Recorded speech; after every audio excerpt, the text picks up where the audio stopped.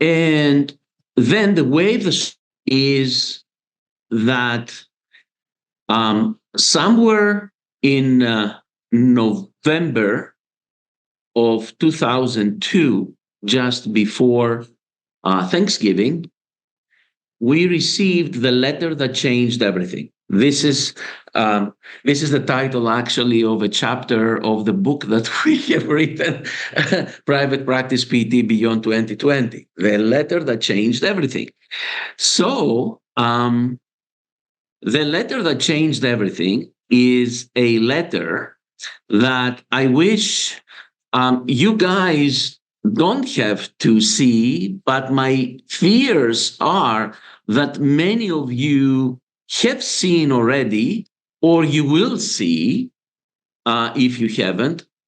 And that letter was from the very first insurance company that said at that time to us, unless you accept the new reimbursement schedule effective January 1st, you can no longer be part of the panel.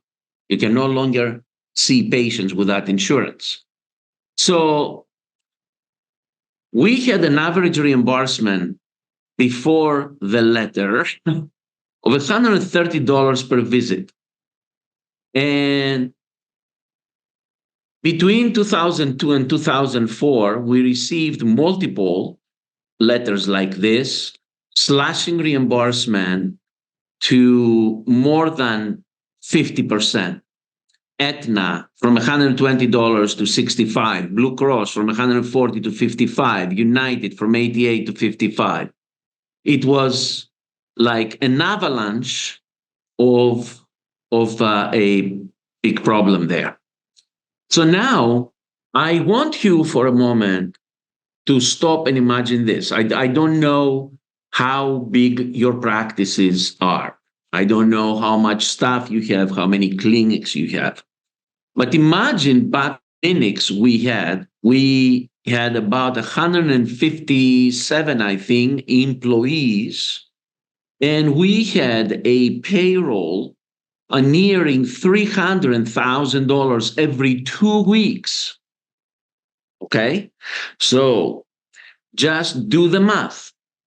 And when you have an organization that is, of that size, when you put a change, when you try to change something, how fast can you implement changes? I'm not going to say that there aren't people out there who are able to cause change very, very quickly, no matter if they have a huge conglomerate. I'm not saying that. But with the knowledge we had, with the way we managed our practice, it was very difficult for us to cause change within our organization in such a fast capacity to overcome a more than 50% reduction in our reimbursement. So what we end up doing at that time, we were not willingly, but we were forced to sell some of our locations. We were forced to lay off a bunch of employees. We consolidated some locations so that we can survive, right? But during this very difficult period, what we realized when we looked at our financial records was that an area that we were involved in, which was the performance at that time of electromyography testing, EMG testing, electrodiagnosis, EMG nerve conduction. Back then, we were not doing a musculoskeletal ultrasound. But at that time, we realized that that area was not affected at all. And to tell you, through the years, because that area is mostly regulated not by the, I'm sorry to say that, the weak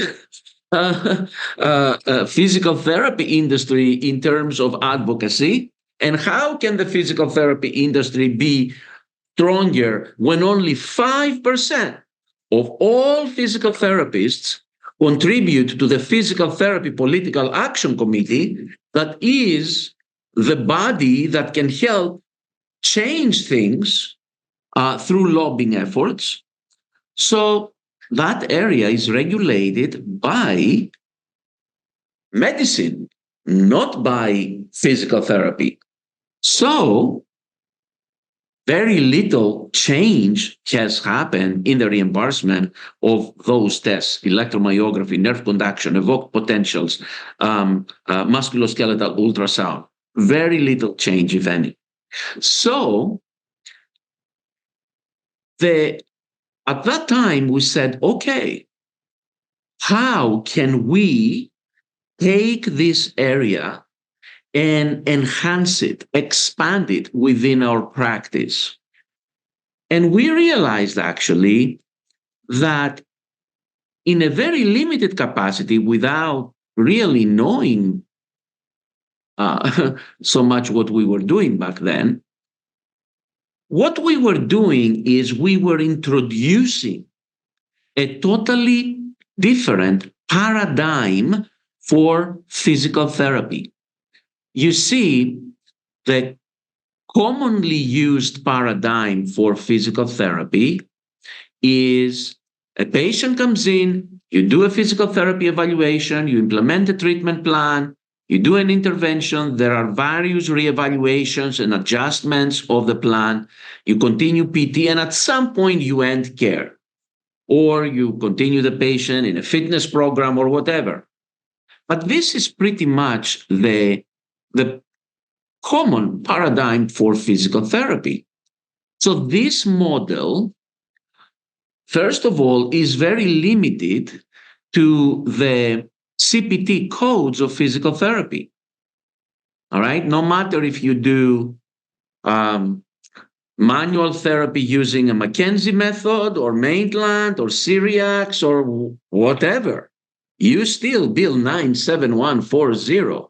No matter what type of exercise that you do, you'll do your 97110, 97112, or something like that, or 530. There's a limited universe of CPT codes. And because of that, physical therapists, the thought was that can only use this limited code, this limited universe of codes, which is not true, by the way. So instead, we introduced a totally different paradigm. And in our model, somewhere between the initial evaluation and the formation of a treatment plan, we incorporate diagnostic testing like EMGs, MSK, ultrasounds, evoked potentials to that appropriate subset of patients that would be benefit from this. So when you integrate, and then what you do is you take the results of these diagnostic tests and you use them for the formation of a more appropriate treatment plan, taking into account not only the physical examination testing, but also diagnostic testing. And this model has tremendous benefits, including an increase of patient outcomes and an increase in the practice's revenue. Now, let's look at this for a moment. I invite you to look at what we use right now to evaluate a patient. In a physical therapy clinic, you have a patient with carpal tunnel, you are going to do a Fallon's or a Tinel's. You have a patient with cervical radiculopathy, you'll do a Sperling's test, quadrant test, something like that. And other special tests depending on the condition. But let's look at the sensitivity of median Tinel's and Fallon's.